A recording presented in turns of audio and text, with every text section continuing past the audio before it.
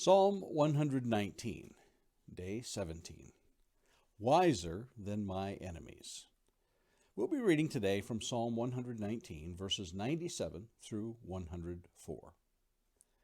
Oh, how I love your law! It is my meditation all the day. Your commandment makes me wiser than my enemies, for it is ever with me.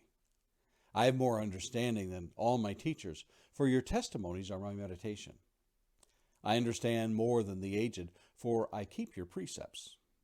I hold back my feet from every evil way in order to keep your word. I do not turn aside from your rules, for they have taught me. How sweet are your words to my taste, sweeter than honey to my mouth. Through your precepts I get understanding. Therefore I hate every false way. Our thoughts today center around verse 98.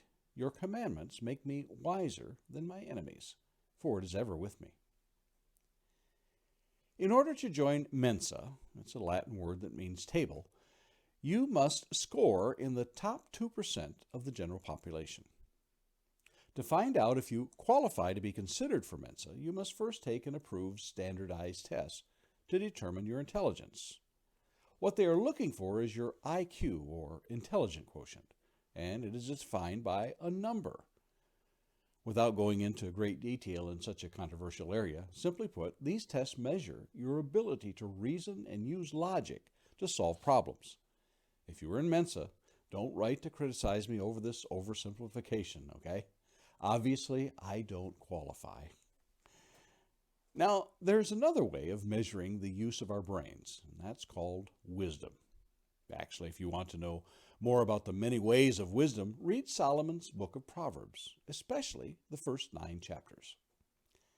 But let's focus on wisdom for a few minutes. How is it measured? As you might have guessed, there are tests one can take to measure wisdom as well. But we won't go there, having already come close to the yawning quota with IQ tests. But here's a definition I heard many years ago that compares knowledge and intelligence to wisdom. Knowledge is knowing a tomato is a fruit. Wisdom is not putting it in a fruit salad. There, now you know the difference. Wasn't that easy? Now let's talk about getting wisdom. Solomon said in Proverbs 4 and verse 5, "Get wisdom, get insight. Do not forget and do not turn away from the words of my mouth." In Proverbs chapter 4 and verse 7, the beginning of wisdom is this: get wisdom, and whatever you get insight. Proverbs 16:16, Solomon tells us, how much better to get wisdom than gold. To get understanding is to be chosen rather than silver. Now we know that getting wisdom is at the top of the list. But where do we get it? Fortunately, the author of Psalm 119 tells us, God's commandment. But he goes one step further and tells us, for it is ever with me. Wisdom is knowing God's commandment and keeping it near us always. That is found in a daily diet of God's word. Jesus told his disciples, "Behold, I am sending you out as sheep in the midst of wolves. So be wise as serpents and innocent as doves. Beware of men, for they will deliver you over to courts and flog you in their synagogues." Matthew 10:17. Over and over, we are commanded to beware.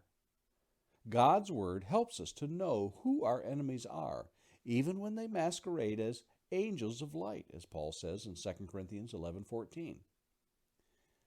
Being smart will get you in some doors, but wisdom is far better.